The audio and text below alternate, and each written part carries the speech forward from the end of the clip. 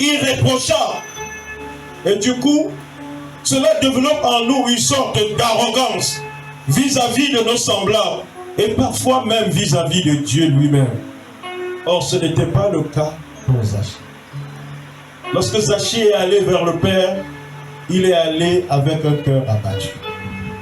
Il est allé vers le Père, vers Jésus, sachant qu'il ne mérite pas d'être avec Jésus. De par sa vie, il a commis des choses qui auraient certainement blessé, qui auraient certainement fait honte, fait du mal, rabaissé, détruit des vies, détruit ceci. Mais il a dit, Père, c'était ma vie passée.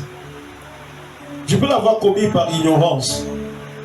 Mais regarde-moi aujourd'hui, non pas avec le regard que la société place sur moi, mais regarde-moi avec le regard que Dieu a sur moi. Est-ce que quelqu'un me comprend? Alléluia. Ne me regarde pas comme ça. Parce que si tu me regardes comme la société, tu verras que je suis noir. Mais je ne suis pas venu vers un homme. Je suis venu vers qui? Vers Dieu. Et Dieu ne regarde pas aux apparences. Dieu regarde à la profondeur. Je ne sais pas si je parle à quelqu'un aujourd'hui. Au-delà de tout ce qu'on pouvait dire ou penser de Zachée, Zachée apparaissait devant Dieu comme un exemple d'humilité. Humilité, quelque chose qui a fui l'église. Amen. L'humilité a foutu le camp hors de l'église. Les gens ont cessé d'être humbles, en commençant par les serviteurs de Dieu. Alléluia. Ils ont perdu l'humilité. Or, notre maître Jésus était humble. Il était humble. Il suffit aujourd'hui qu'un homme de Dieu, que Dieu fasse une part d'une mesure d'onction à un homme de Dieu pour qu'il se considère comme Dieu. Amen. Au point où pour venir à l'église, il sort de sa voiture, on doit mettre un siège, on porte, il s'assoit dessus, on met ça sur les épaules comme ça, on le transporte pour amener à l'église. Quand il s'assoit, j'en ai vu. Amen. Quand il s'assoit, alléluia, il y a des gens qui sont derrière en train de mettre ventilé comme ça alors que l'église est climatisée. Est-ce que je parle à quelqu'un? J'en ai vu. J'ai même vu des petits frères dans le ministère. Quand ils prêchent comme ça, il y a deux personnes qui sont à côté là avec leur mouchoir. Quand ils prêchent comme ça, il y a un qui vient là. Amen. Si tu es là, il vient ici, il va de l'autre côté. Juste pourquoi? Parce qu'il a un peu d'onction. Un peu.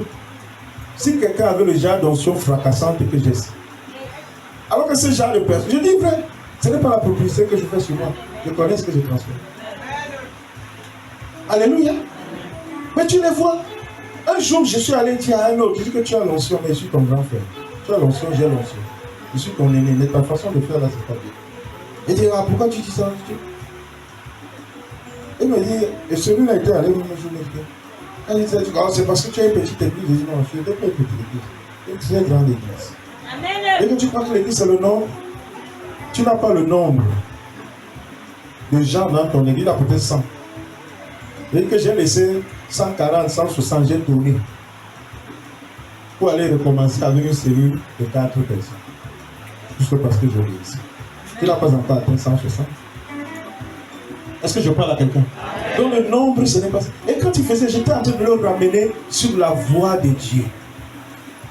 Ces choses-là, alléluia, que ceux qui disaient croire, être des modèles, ne pouvaient pas appliquer. Zachée l'appliquait. Il est venu vers Dieu, vers Jésus en toute humilité. En toute humilité. Alléluia. Zachée apparaissait donc devant Jésus en toute humilité. Zachée, c'est quelqu'un qui savait au fond de lui qu'il pouvait avoir causé du tort de quelque chose à quelqu'un. Zachée avait compris.